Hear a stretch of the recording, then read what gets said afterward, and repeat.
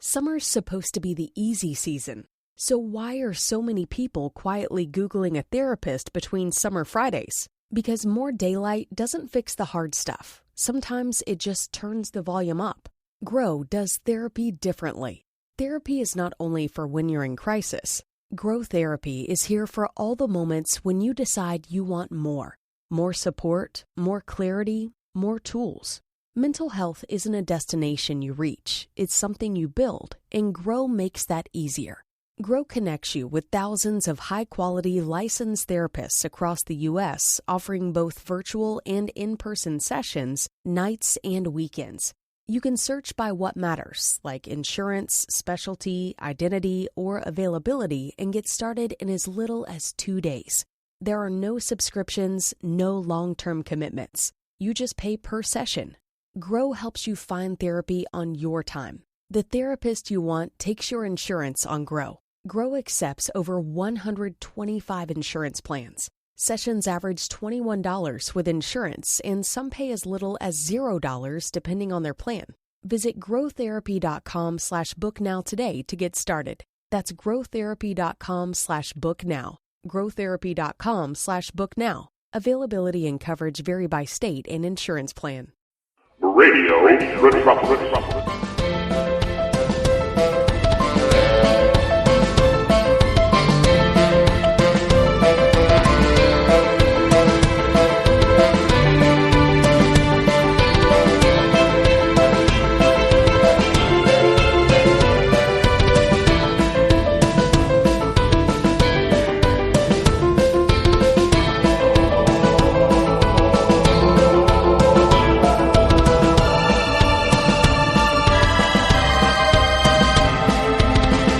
Welcome to the Suspense radio podcast here on Radio Metropolis.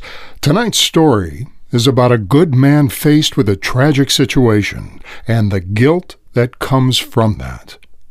The title of this play tonight, No Escape, says it all. James Cagney returns to Suspense for his final appearance, playing Harry Graham, a professional driver who has just been named the safest driver in the state. His previous appearance in Suspense was in a January 17, 1948 episode, about 11 months prior to this appearance here. That was called Love's Lovely Counterfeit. Now, what you're about to hear is not a typical Suspense episode, as there is a special message for all listeners in the broadcast, as Cagney's character, Harry, speaks directly to you, to the listener. And although what you'll hear will have the overtone of a lesson to be learned with a strong moral at the end for all the listeners, I believe you're going to get an even greater insight into the power of guilt and the decisions made from that, hence the title No Escape. In this case, Harry has the choice of two prisons. One is public shaming and loss of stellar reputation, let alone freedom, for his recklessness. The other is the prison of one's mind built on guilt that destroys slowly from within. Radio networks and sponsors were under pressure to provide these pro-social content, these episodes here.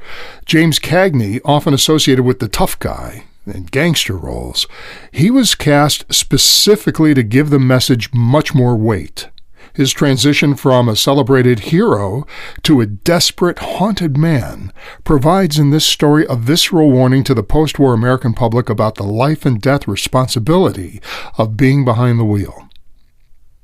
And that includes the ramifications of not accepting responsibility and living with the knowledge that a death or two was the result of one's actions. So, if you think I'm giving away the whole story here, I'm really not. It's not about giving away major plot points here by telling you all this before you even listen to it. What I think is more important, and one for you to pay close attention to, is how a good man made a very bad choice while driving and then choosing to live with that guilt and all it entails. I mean, it's a great psychological exploration into fear and denial. Meaning living with the guilt of causing a death as being better than admitting it. Now, we've all been in that situation of guilt. Probably not to this degree, I hope not, but to a degree that it would change an outcome to something of a status, of something you hold important, that you would feel living with it is the lesser of two evils. Guilt is the antagonist of this story, as Harry's fight is with his guilt, and that guilt is preventing him from doing the right thing. That's the obstacle. This guilt becomes weaponized, as if flogging Harry each time someone praises him on his perfect driving record. So the suspense here is not about whether he'll be caught, although there could be a good chance of that, but it's about Harry's internal breakdown while maintaining that cheerful facade. It's wondering how much he can take and if it was worth it. In our cast tonight, Harry Graham is played by James Cagney. We also have Jeanette Nolan, Sidney Miller, Hal K. Dawson, Bill Shaw, Tom Holland, and of course our signature voice is Mr. Paul Frees. This was produced by Anton M. Leader, script written by Larry Marcus. So, now let's get on to tonight's episode about a man who is about to be awarded the safest driver in the state, only to be responsible for a multiple fatality car accident while driving to this award ceremony, and then having to decide whether to admit the truth or live with the guilt. This is No Escape from December 16th, 1948, here on the Suspense Radio Podcast on Radio Metropolis.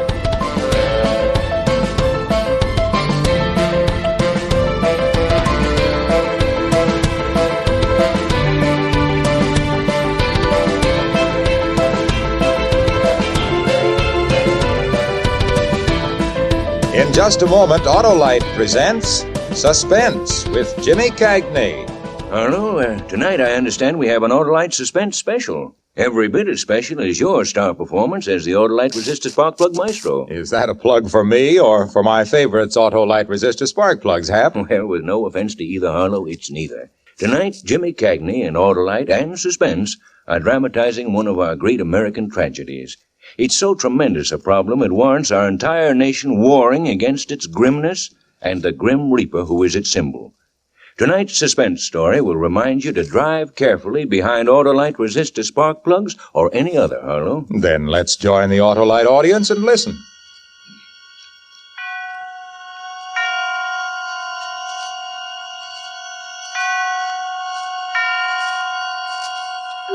Suspense.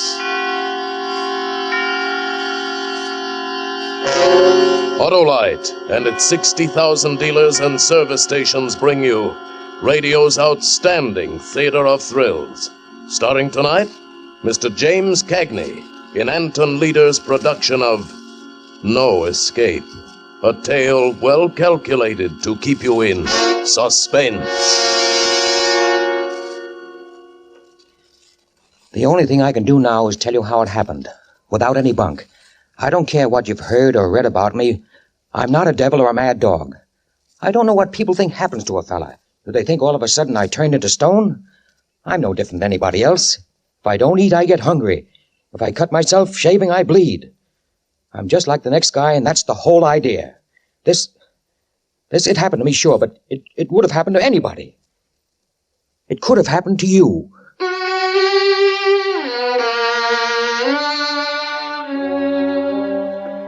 It was supposed to have been one of them days you circle on the calendar with a red pencil.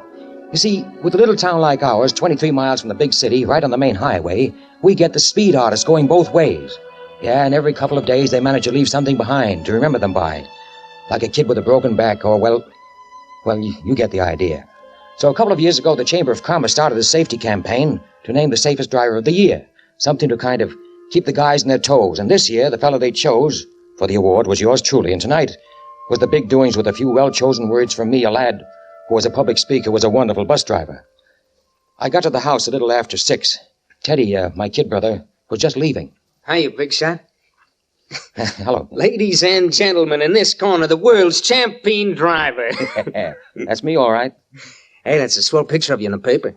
You don't look so bad for an older man. Right, or I'll beat your ears in. Say, Eve called to say you should wear your blue suit and try to look human. That I would like to see. Me too. Sorry, I can't wait, though. I'm late for a date. I'll see you in the morning, and you can tell me how you slayed. All right, Ted. So long. I gave myself the works. Shower, shave, the blue suit like the lady said. Eve looked after me like I was at least 5 years old. Well, I didn't mind a bit. Ever since Ma died in 42, I'd kept the house going for Teddy, because a kid needs something like that. But he was getting out of school in June, and then maybe Eve and I... Well, it was nice thinking about it. So nice that I guess I forgot all about the time that was passing. Yeah? Look, slow motion, you should be halfway over here by now. Okay, Eve, honey. Got the speech ready? Yes, but if you don't get moving, you'll be making that speech to a bunch of empty chairs and dirty plates. Yes, Mama. Be right over.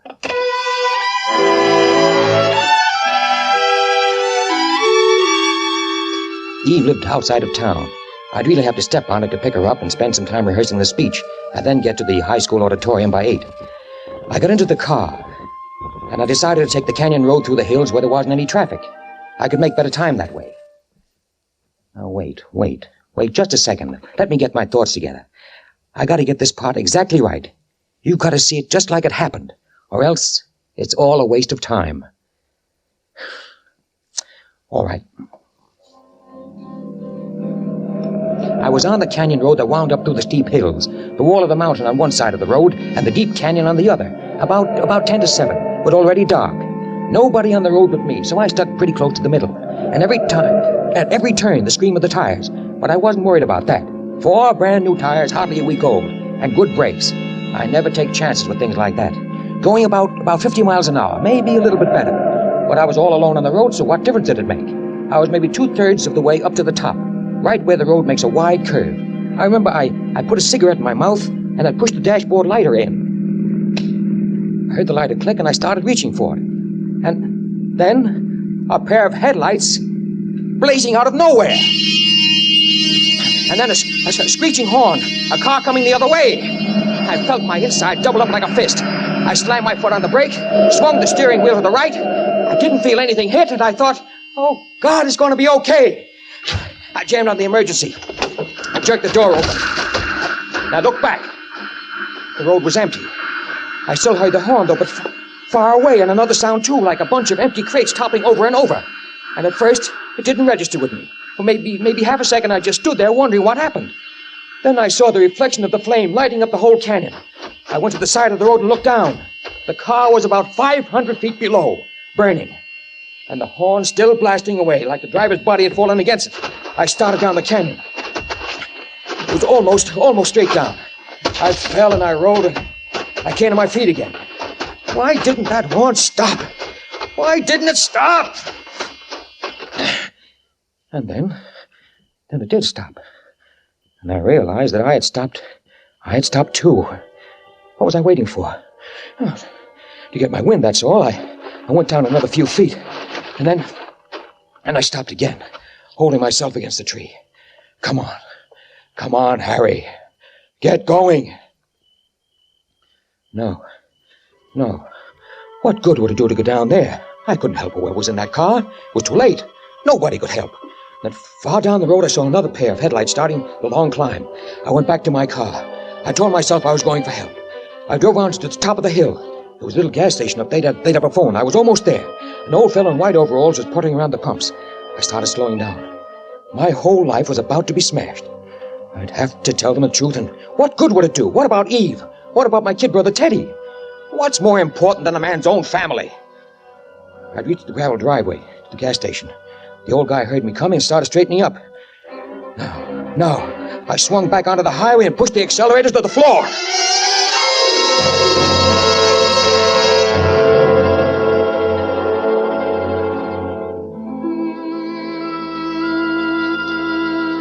I got to Eve's house a little before 7:30. It was funny. I thought I was okay until I reached for the door handle. And then my fingers seemed to go dead, and my heart started going a mile a minute. Harry? Is that you? That's me. I'm sorry I'm late, Eve. Well, where in heaven's name have you been? Honestly, if you aren't the most aggravating... Harry Graham. What? Huh? Look at you. You look like you've been run through a threshing machine. Yeah, I know. Let's go in and out. I'll clean up a little. Well, what in the world happened? Had a flat tire. Had to change it on the road. Flat tire? Oh, fine. All right, wait right here. I'll get the whisk broom. Of all things to happen tonight. All right. Happened. Lay off, will you? Harry. Oh, I'm sorry. Well, don't just stand there. While I'm doing this, take your comb out and start combing your hair. Took my comb out and turned toward the hall mirror. Funny. I didn't look any different than yesterday or the day before that. I was still Harry Graham. After he finished with me, we went back to the car. Get in. I tell you what, you're so upset anyhow. Why don't you let me drive into town? Okay, if you want to. See, now, I turn left at the next block, don't I, for the Canyon Road? Canyon Road? Yes, we can save some time going that way. No. Huh? No, I don't want to go to Canyon Road. I want you to go the regular way. But we're going to be late. Do what I tell you. I'll drive the car myself. But, Harry, we always... Do what I tell you, Eve. All right. Would have to bite my head off. What have you got against Canyon Road? It's too dangerous at night. Well, all I've got to say is that when they picked you for the safest driver of the year, Harry Graham, they really hit the jackpot. We got to the high school auditorium just a couple of minutes late. But as it turned out, we weren't the only ones late. When we got to the main table, I saw that the chair next to mine was empty. Police Chief Blake, who was supposed to introduce me for my speech, hadn't showed up yet. Then when the dinner was ended, Chief Blake came through the door, and he looked awful. He went over to the chairman of the meeting and whispered something, pointing at me. And then he started for me, and I thought my heart would quit beating. I was looking for a way to escape, maybe when... Hello, Harry. Oh, hello, Chief. Hello. Folks, please. I'm sorry I'm so late. I've just come from Canyon Road. Another terrible accident. Car went over the canyon. 4 people killed and burned. We still haven't gotten them out of the wreckage. It looks like they were forced off the road. Another dirty hit-and-run case. My boys are up there now looking for traces of this other car. I don't have to tell you that we're going to keep on looking till we find out who it was. That's why I had one of my boys bring me back to town here to this meeting tonight. Because now it's even more important to let a fellow like our friend Harry Graham here know we appreciate his good work and wish to the saints there were more like him. Yes, after what I just saw on Canyon Road, I'm really proud of Harry Graham.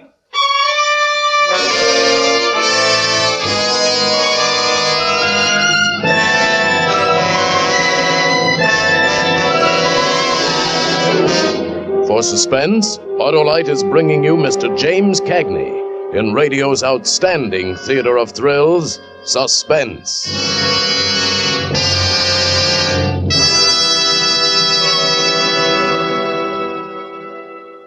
Hap, this show hits with the zing of a set of Auto-Lite resistor spark plugs. It gets me right between the optics. Arlo, I've been doing a little research. Yes? The frigid facts on faulty driving should dispel the optical illusions of any automobile driver foolish enough to relax his vigilance for one single moment. Every 30 seconds, a man, woman, or child is injured on our streets or highways. This year, 32,300 people are doomed to death. By Cornelius Hap, I never stopped to realize. You know, Harlow, it takes 10 seconds and 336 feet to stop a car traveling at 60 miles an hour. That's why brains are more important than brakes. Why the man behind the wheel should beware of the speed at which he's driving. Why safe and sane are synonymous words to drivers who value their fellows' lives as well as their own. In other words, Hap, just because Auto-Lite resistor spark plugs give your car more pep, don't try to use all of it, eh? Exactly, Harlow. But there's more. The Good Samaritan is the gracious guy or gal who not only knows and keeps the rules of the road, but also keeps his temper in his head when some bungling Benny gives him the road hog treatment. Yes, Hap, it's sad but true that one right way to wrong driving is to always demand your highway rights. Be sure to be safe. Right, Harlow. And now let's get back to Suspense. And now, Auto-Lite brings back to our Hollywood soundstage Mr. James Cagney as Harry in No Escape, a tale well calculated to keep you in suspense. I had to keep my eyes on the table. I couldn't even look at the chief as he stood there praising me. All I could see was that burning wreck at the foot of the cliff, and all I could hear was that awful horn blowing. I had to bite my lips to keep from screaming, I did it. Harry. Harry. What? Oh, what? Up on your feet, son. We'd like to hear a few words from you. Look, Chief, folks, I don't think anybody wants to listen to me tonight. Please, let's forget it. No, Harry? Now more than ever, we should hear what a fellow like you has to say. Come on, Harry. But listen. Go on, Harry. Oh, well, all right. I'm afraid I'm no great shakes as a speech maker. Just a lucky thing my girl's a good English teacher. I don't believe we should honor a man for safe driving any more than we should honor him because he's never killed anyone with a gun. When a man gets behind the wheel of a car, he doesn't give up his responsibilities to his fellow men. No one can escape the responsibility of being his brother's keeper. And that goes for... Harry, what's Listen wrong? to me.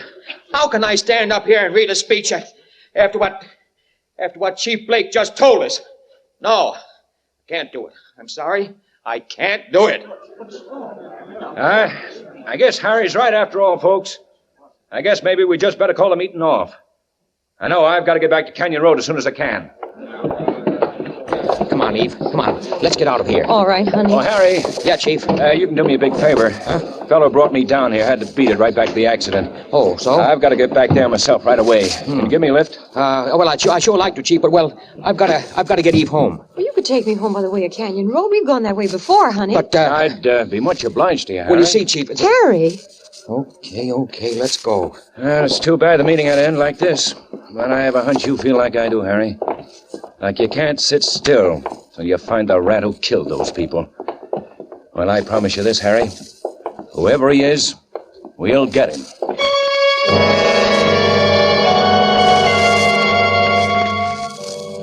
Yeah, wasn't that one for the book? Less than 2 hours after my accident with the other car going over into the canyon, I was back on Canyon Road. Only this time with Eve sitting behind me and the chief of police in back. Harry, you don't mind, could you step on it a little bit? I promise you I won't give you a ticket. Okay, Chief. Honey, push the lighter in, will you? Lighter? For my cigarette. Oh, sure. This speed better, Chief? Fine. Harry hates this road. I wanted him to take it earlier tonight. That's all right if you got good tires. Oh, you don't have to worry about that. Had 4 brand new ones put on just last week. Oh, here's your light, Eve. Eve. Huh? Oh. Thanks. Her voice didn't sound right. And then I remembered. When I picked her up tonight, I told her the reason I was so messed up was that I'd had to change a tire. She was thinking about that now. I knew she was, trying to figure out why I'd lied to her. Nobody said anything after that. When we reached the part of the road just before it made the big bend, I started slowing down. I hope I got you here quick enough, Chief. Yeah, you did fine. Is this where it was? Yeah, just around this bend. Yeah, that's right. But how did... Huh? Nothing.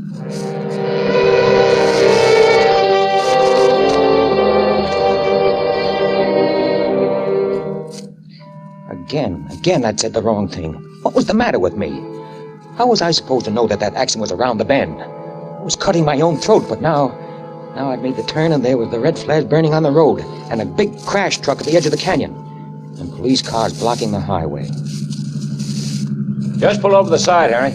Okay. Now they're coming down there, Fraser. Oh, hello, Chief. You're ready to start bringing them up soon. That's a walkie-talkie he's working with? Yeah. Keeps contact with the men down the canyon. Say, Harry, why don't you come along with me and really see how we work here? Oh, thanks, but I've got to get Yvonne home. The school teacher's got to get up early. Isn't that right, baby? I don't mind waiting if you'd like to stay. Huh? Yeah, come along, Harry. But, I don't mind waiting, Harry. Now it was me against all of them. Oh, I was sick about that car down there in the canyon, those 4 bodies inside. But, well, nothing could change that now. And I was fighting for my own life. And they wouldn't break me down. I stood with my foot on the bumper and Chief Blake leaning against the fender of my car while his boys gave their reports about the hit-and-run car. And it didn't bother me a bit. Oh. Two of them told about the plaster cast they made of a tire mark they found on the road. Okay, Does it help you any, Chief? not much, Harry. New tire. A lot of people have new tires. You, for instance. Yeah. I kicked my new front tire for them, kicked it hard. They brought over an old fellow in white overalls. The guy in the service station where I'd almost turned in to report the accident. The chief asked him if he thought the car I'd seen was a hit and run. It must have been just about that time, you know, and the way this fella skedoodled away for no reason at all. I don't know what kind of a car it was, though. A black sedan, I'd say. Like this one, maybe? Well, might be that. But there's too dark to be sure. Well, first thing tomorrow, I'm going to get myself a green convertible. And everybody got a good laugh out of that, but I would have to be careful. Mustn't go too far. It was me against all of them, and I felt the kind of excitement that a guy might get from walking a tightrope. Thinking back now, sure seems screwy, but that's how I felt. And maybe that is the worst thing that happens to a guy in my spot.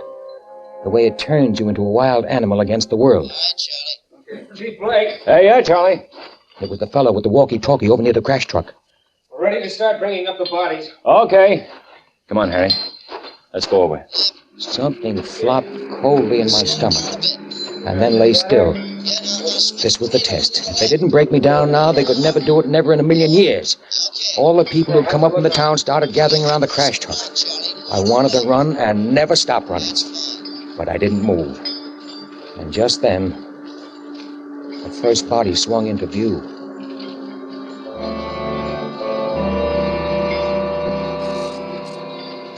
And you could hear everyone in the crowd suck in his breath. And I bit down hard on my lip till I tasted blood. A brown blanket wrapped neatly around something. And then the bundle rested on the ground. And everyone seemed to edge away from it like it could hurt them. And the cable went down into the valley again. And then there was a second bundle. And then there was a third. And then a fourth. And over like a drum beat, like a prayer, I told myself they wouldn't break me down. And then someone pushed forward from the crowd. Joe Mandel, the little tailor. He seemed shy and embarrassed, as though he had no business being here. Chief Blake. Huh? Oh, yeah, Joe. Well, my boy, Philip, he didn't come home for supper tonight, and You want to look? Well, you know how a woman is. Rose will feel better if I tell her, okay, I looked and it wasn't... Well, you know. All right, Joe. Doesn't hurt none. Thank you.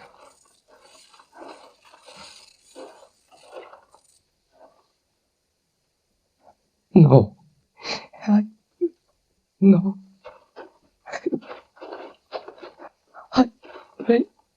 I better go back to my Rose. Sorry, Joe. Wait a minute. Yes? Do you know who Phil was going to be with tonight? His best friend was Mike Roebuck. They were always together. The Goldust twins, everybody called them. Thanks, Joe. Excuse me, Chief. I must go to Rose now. Fraser! Yes, Chief. Get back to town. Go over the Roebucks. Don't tell them anything is wrong. Just see if Mike's home. Okay.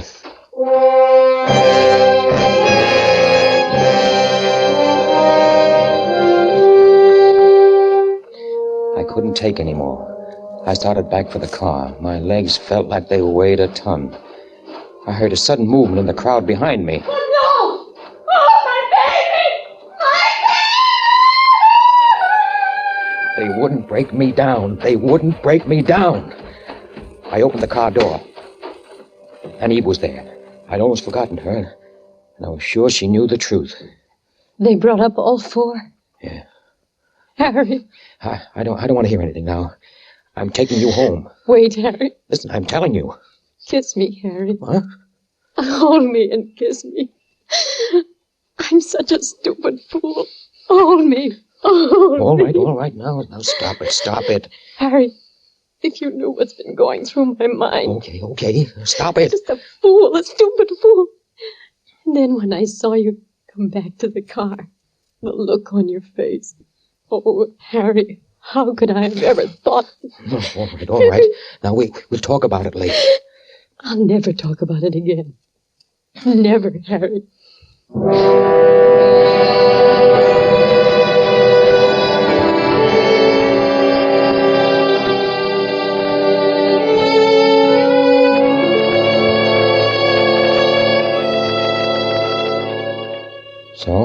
it was all over with.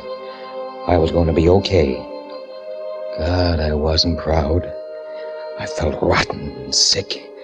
And now that it was all over, the strength ran out of me like water running out of a glass. But what good would it have been to crucify myself? It wouldn't have changed anything. I wasn't a bad guy. Could have happened to anybody. And now I was going to be able to take care of my own.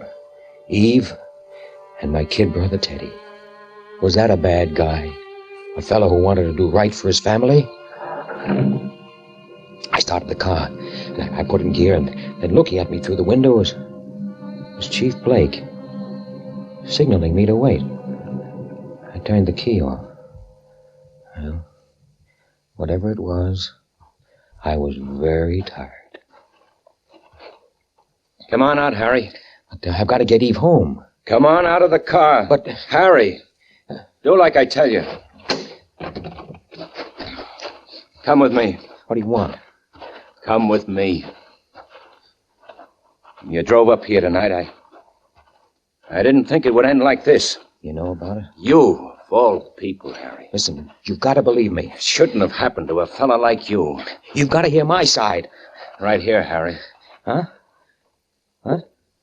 What do you... Take a look at this fourth body. Why should I? Pull the blanket back, Harry. Oh, no. No. Teddy. Teddy!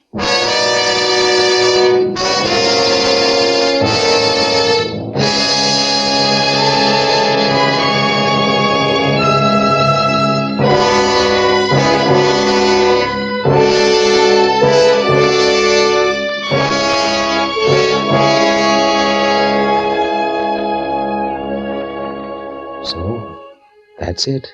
The whole works. I don't care what you heard or read in the papers. That's the story, just like it happened. No bunk. And thinking back, I guess I kind of hit the nail on the head in that speech that I made that night. You know, that part about no man can ever escape the responsibility of being his brother's keeper.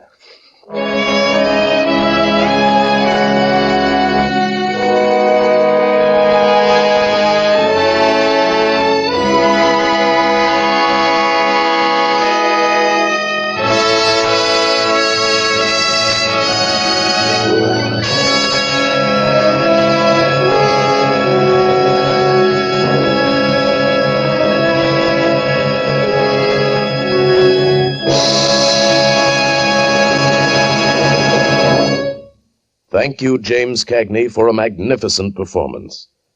Mr. Cagney will return in just a moment.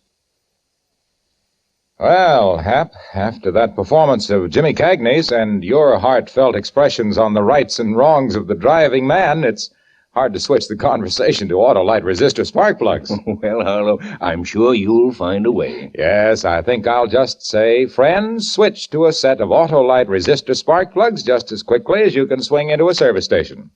When you replace your narrow gap spark plugs with wide gap Auto-Lite resistor spark plugs, your car will idle smoother, give you better luck with lean gas mixtures, actually save you gas dollars. What's more, Auto-Lite resistor spark plugs cut down spark plug interference with radio and television reception. Switch to Auto-Lite resistor spark plugs today. And remember, Auto-Lite means spark plugs. Ignition-engineered resistor spark plugs. Auto-Lite means batteries. Stay full batteries. Auto-Lite means ignition system. The lifeline of your car.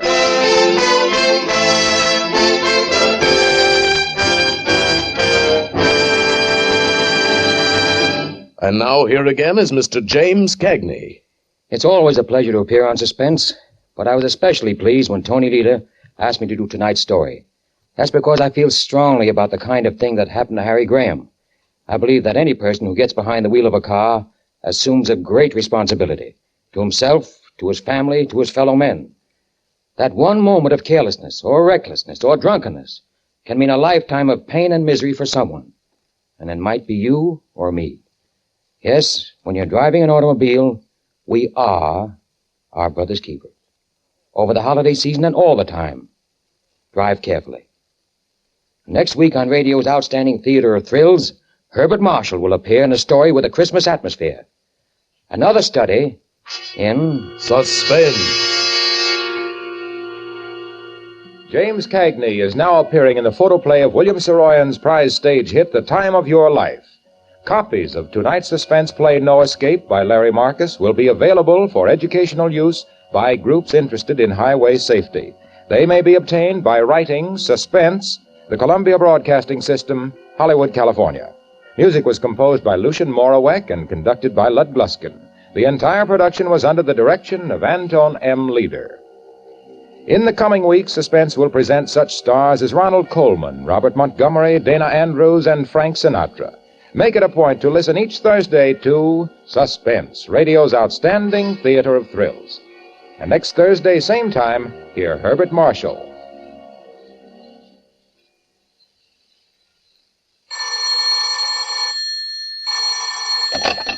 This is the Auto-Lite Suspense Show. All right, Mr. Wilcox. Auto-Lite and CBS wish to thank the radio editors and columnists of America for electing Suspense as the best mystery show in the annual balloting conducted by Motion Picture Daily for the magazine Fame. Good night. Switch to Auto-Lite. This is CBS, the Columbia Broadcasting System. And that was No Escape from December 16th, 1948, here on the Suspense Radio Podcast on Radio Metropolis. James Cagney was promoting his latest film he actually produced called The Time of Your Life, which was set in San Francisco, or I should say a San Francisco saloon, with Cagney's character Joe spreading cheer and good fortune opposite William Bendix and Wayne Morris. And even though it was mostly shot on one stage, it still broke the budget. Audiences were also less than thrilled, and the film ended up losing money. As was explained in full detail at the end of this episode, this was a story that builds on Auto-Lite's brand and its corporate image by encouraging safe driving habits. Remember, they're paying for this show, so you have to do these sort of give and takes with the sponsor quite more often than you would imagine. This was part of the Auto-Lite commercials as well, which we left in this episode this time for this reason, so you could all hear it, all encompassing. My excitement to listen to Cagney initially, in what would be his last appearance, evaporated fast, as I thought this would be the typical PSA episode about the dangers of reckless driving and blah, blah, blah, blah, blah. But I'll tell you, I was surprised that it was much more than that, especially thanks to Cagney's tortured performance. We felt the pressure closing in with every word of praise, every screeching of tires, and the ticking of the clocks. And we have to give special kudos to Jeanette Nolan as Eve, who caught on to what was really going on. The production notes state that Harry admits his guilt in the end, but I listened to this episode twice, and the ending actually 3 times, and I sure didn't hear it quite that way.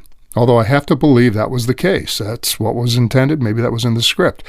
I heard him think he had been caught, and then try to head off the chief before the chief made his own conclusion. That I heard. The chief, to me, did sound agitated with Harry, and the words about seeing his brother Ted as one of the dead, I could interpret that as either, look what you did, or, I hate what I'm about to show you. Harry never really admitted anything, not that I heard. The chief never really accused Harry of anything. But the script notes, again, state that Harry caved and admitted it. So, what do you think? Personally, I think the tale would have had more impact if he was never caught, but had to live forever in that mental prison. That's what would make a great suspense episode. And that'll do it for us tonight. I enjoyed it. James Cagney in No Escape. Heard on December 16th, 1948. We heard it here tonight, here on the Suspense Radio Podcast on Radio Metropolis.